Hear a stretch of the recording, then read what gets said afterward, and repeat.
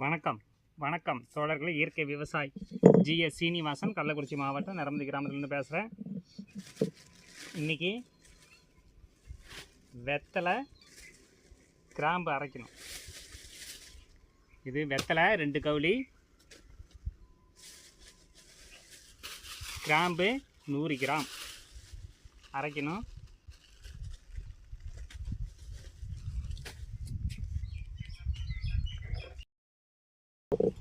ஒன்று மண்ணுமா அரைச்சா போதும். தண்ணியில் ஊறுது 6 மணி நேரம் ஊறுனா அதுக்கு எசன்ஸ் நல்லா இறங்கிக்கும்.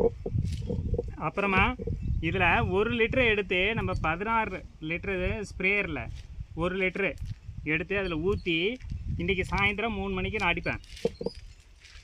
அந்த வெண்கருது எல்லா வகையான நெல்லுக்கும் வெண்கருது வருது பாருங்கள். அது குருத்து தாக்கும் பூச்சியெல்லாம் இதெல்லாம் கண்ட்ரோல் ஆகிடும். வெத்தலை, கிராம்பு, அடுத்தது வசம்பு, காஞ்ச மிளகா, இது 4ஐயும் கலந்து அடிக்கணும். இதில் 1 லிட்டரு அதில் 1 லிட்டரு எடுத்துக்கணும். எடுத்துக்கிட்டு அடிச்சிங்கன்னா உங்களுக்கு அந்த நோய் தாக்கம் குறையும்.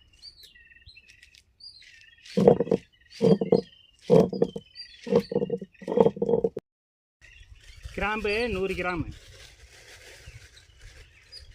கொஞ்சம் வச்சுக்கலாம்.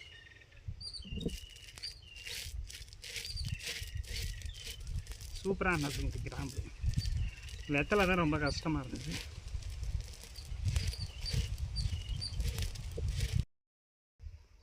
இதான் 250 லிட்டர் பேரலில் போட்டுருணும். போட்டுட்டு குழச்சி விட்டுருணும். நல்லா ஊறும்.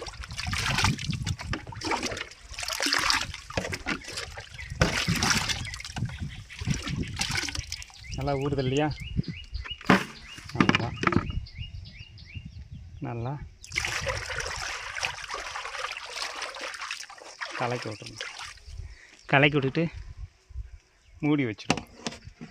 சாயந்தரம் 3 மணிக்கா மிளகா அரைக்கலாம். நேற்று வசம் பறிச்சாச்சு, இன்றைக்கி மிளகா அரைச்சிக்கலாம். கொஞ்சம் வச்சுக்கலாம்.